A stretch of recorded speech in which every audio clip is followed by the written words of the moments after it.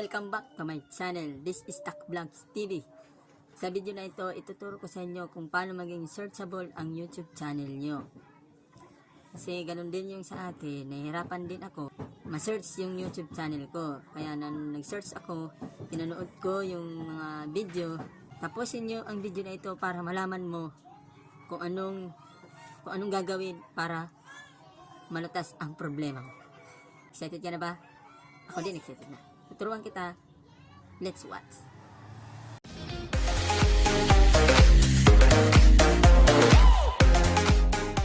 Okay mga katakblags, nandito na tayo. Una po, punta po muna tayo sa Google Chrome. Kung kayo ay may Google Chrome. Tapos search natin ang YouTube. Hintayin natin, naglo-loading lang. Tapos pag nakita nyo itong tatlong bilog na ito, pindutin natin ang desktop site para makapunta po tayo sa hinahanap natin.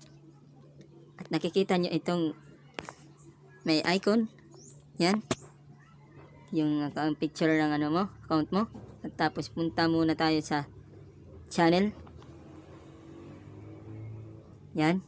Tapos tayo sa customize channel. Doon natin mahanap para malutas ang problema. Ito, naglo-loading. Hintayin lang po natin. Ayan, nandito na tayo. Pansin nyo, meron kayong nakikita ditong settings sa baba. Ito. Dito.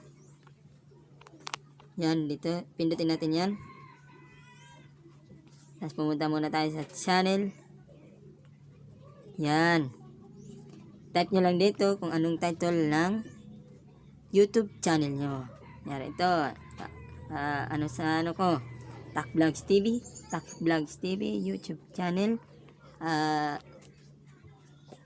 Type din. Kahit malaking titik pa yan. Tacblagz TV. Tapos enter nyo. Yan. Tapos save nyo. Yan. Okay na yan. Para masubukan na ma-search ang YouTube channel mo, type natin ang YouTube channel. Tacblagz TV. Yan. Search na siya. Nung una, hindi yan ma-search. So, yan po mga katakblags. Yun po ang paraan para maging searchable YouTube channel natin. Para mas sigurado, mag-upload muna kayo ng 2 o 3 videos para maging searchable siya. Sana po itong video na ito ay nakatulong sa inyo. I-share mo para makatulong din sa iba. At mag-comment ka na lang sa baba para sa susunod na bagong video ko ay may shoutout kita.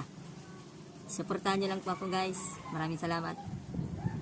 Next video tayo. Para!